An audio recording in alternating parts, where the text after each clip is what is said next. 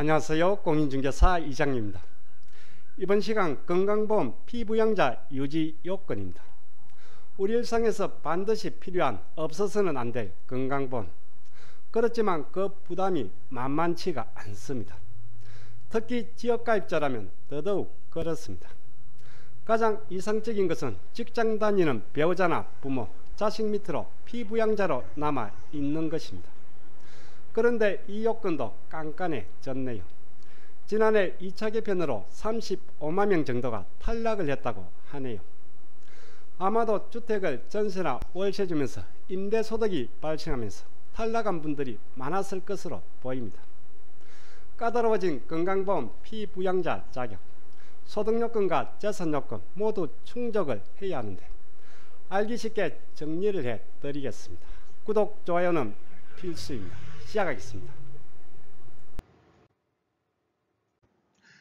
건강보험은 알다시피 직장가입자와 지역가입자가 있습니다. 직장에 다니는 직장가입자라면 부담이 덜합니다. 절반은 회사에서 부담을 하기 때문입니다. 그리고 절반만 부담하면서 그냥 월급에서 빠져나가니까 피부로 느끼는 정도가 아무래도 적습니다.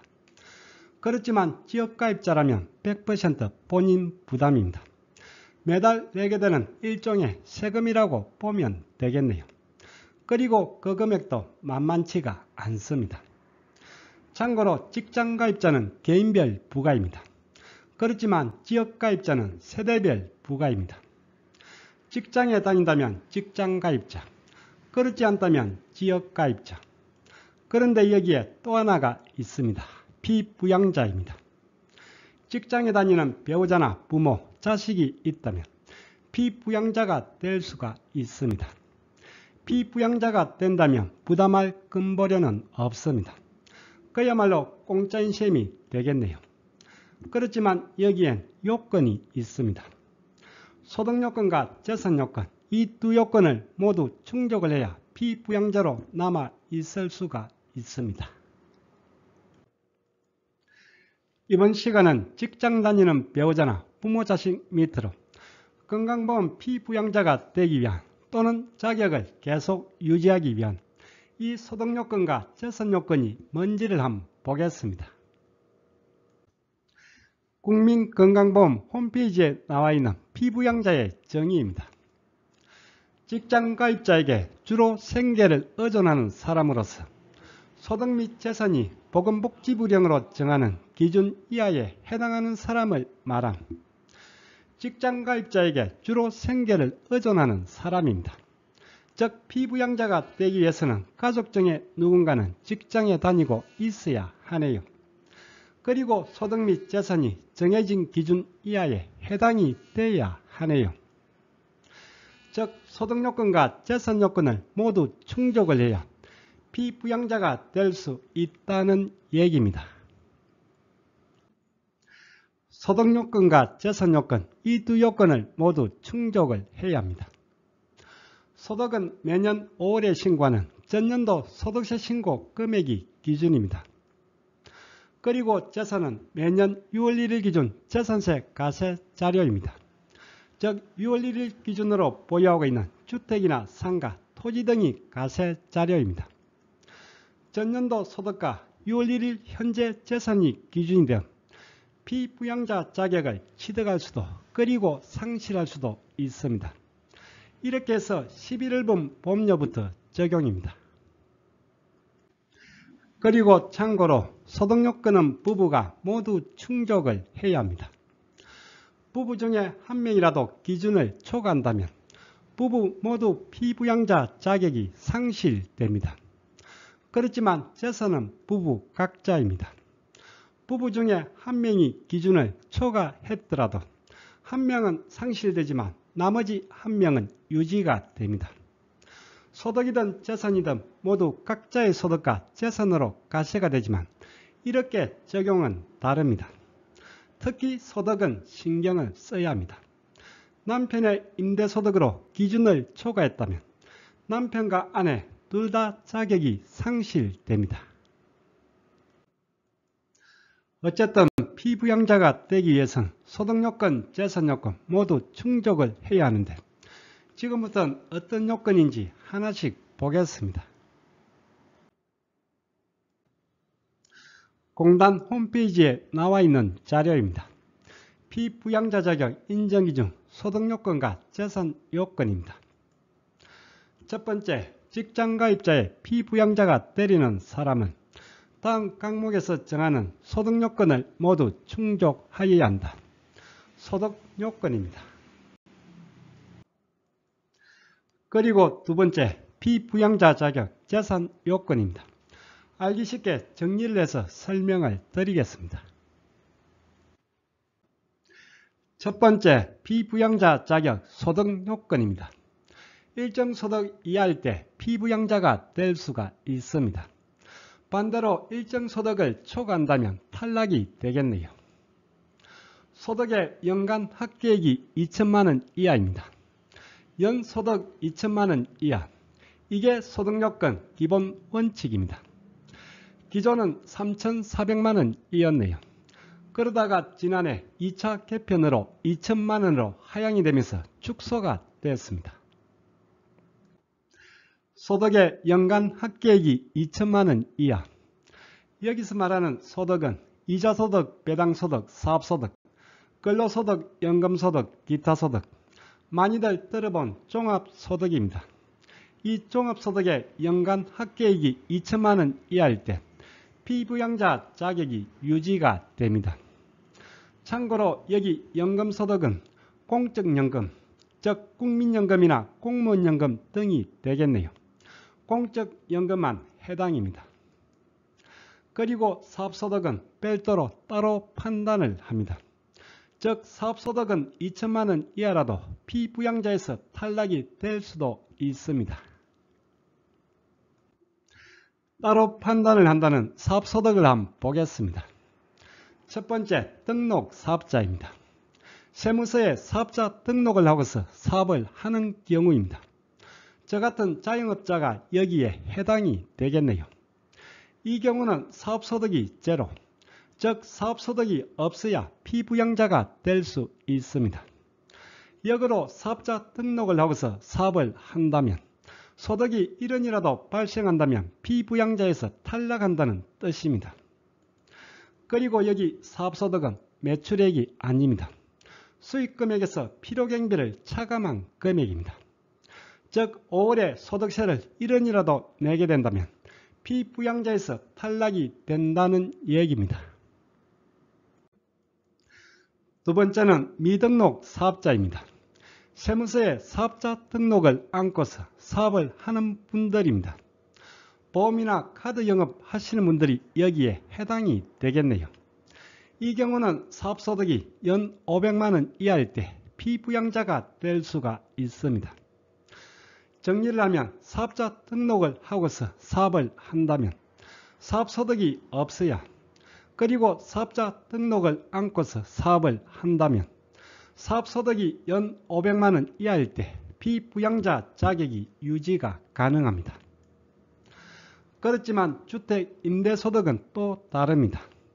주택을 전세나 월세 주면서 임대소득이 있다면 세무서에 사업자 등록을 했든 안 했든 상관이 없습니다. 사업소득이 제로가 돼야 피부양자 자격이 유지가 됩니다. 주택 임대소득입니다. 소득세가 안 나오는, 즉 비과세가 되는 면세점입니다. 이전에도 몇 차례 설명을 드렸으니 여기선 간단히 보겠습니다. 세무서만 사업자 등록을 했거나 또는 등록을 하지 않은 일반 임대사업자입니다. 수익금액에서 필요경비, 기본공제를 뺀 금액이 과세표준입니다. 전세나 월세 주면서 받은 연 임대수익 금액이 400만 원입니다. 여기서 필요경비 50% 200만 원, 그리고 기본공제 200만 원을 빼주면 과세표준이 제로가 됩니다. 과세표준이 제로가 된다면 납부할 세액이 없겠네요. 이 과세표준이 앞서 말한 사업소득이 됩니다.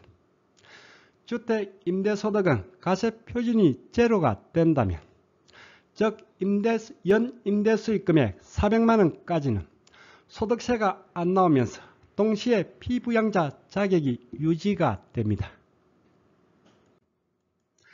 그리고 이번엔 지자체와 세무서에 동시에 등록한 4년 단기 또는 8년, 10년 장기의 등록 임대사업자입니다. 등록 임대사업자는 필요경비로 60%가 적용입니다. 그리고 기본공제가 400만원이 공제가 됩니다. 즉 등록 임대사업자는 연 임대수익 금액이 1000만원일 때 가세표준 사업소득이 제로가 됩니다. 정리를 해보겠습니다. 일반 임대사업자는 연 임대수입 400만원, 그리고 등록 임대사업자는 연 임대수입 1000만원이 소득세가 안 나오면서 동시에 피부양자 자격이 유지가 되는 기준금액입니다. 다만 여기서 기본공제는 임대소득 외 기타소득이 2천만원 이하일 때 적용을 받습니다. 즉 기타소득이 2천만원 이하일 때 400만원, 1000만원이 임대소득세 비과세 면세점이면서 동시에 피부양자 자격 기준금액입니다. 소득의 연간 합계액이 2천만원 이하일 때, 그리고 사업자 등록을 했다면 사업소득이 없어야, 사업자 등록을 안 했다면 연 500만원까지는, 그리고 주택 임대소득이 있다면 연 임대수익금의 400만원, 1000만원까지는 피부양자 자격 소득요건에 해당입니다. 다음 두 번째, 피부양자 자격 재산요건입니다. 앞서 소득요건을 충족했다면 이 재산요건도 충족을 해야 합니다. 기준은 재산세 가세표준의 합계입니다. 매년 6월 1일 기준 보유하고 있는 주택이나 토지, 건축물 등의 가세표준의 합계가 기준입니다. 첫 번째, 가세표준의 합계가 5억 4천만원 이하입니다. 가세표준은 기준시가의 60%입니다. 즉 가세표준 5억 4천만원, 기준시가로 9억 이하일 때 피부양자 자격이 가능합니다. 두 번째, 가세표준의 합계가 5억 4천만원을 초과하면서 9억 이하인 경우입니다. 가세표준 9억은 기준시가로 15억이네요. 이때는 소득의 합계가 연간 1000만원 이하인 경우에 피부양자 자격이 유지가 됩니다. 즉 기준시가로 9억에서 15억까지는 이자 배당 연금 등의 소득의 합계가 연 1000만원을 초과해서는 안 된다는 얘기입니다. 소득요건 정리를 하면 가세표준 5억 4천만원 이하라면 조건 없이 피부양자 자격이 유지가 됩니다. 그리고 5억 4천에서 9억 사이는 연소득이 1000만원 이하일 때 자격이 유지가 됩니다. 즉 재산세 가세표준의 합계가 9억을 초과한다면 이때는 소득과 관계없이 무조건 자격 상실입니다.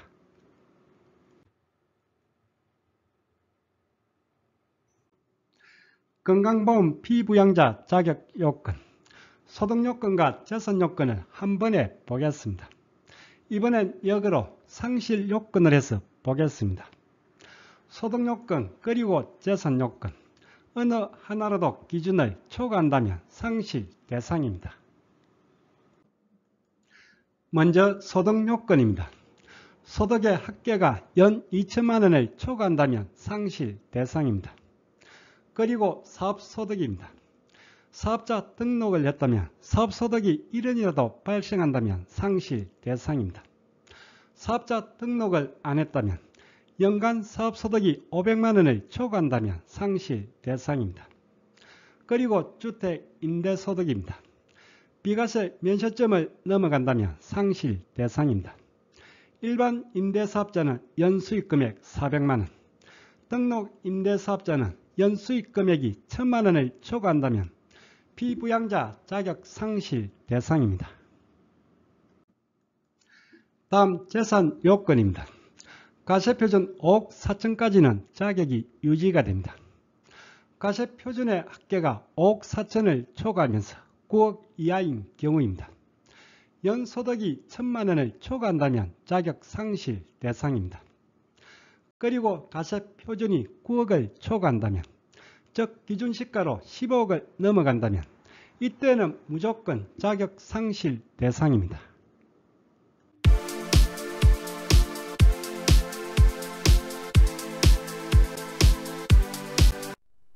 오늘 강의는 여기까지입니다.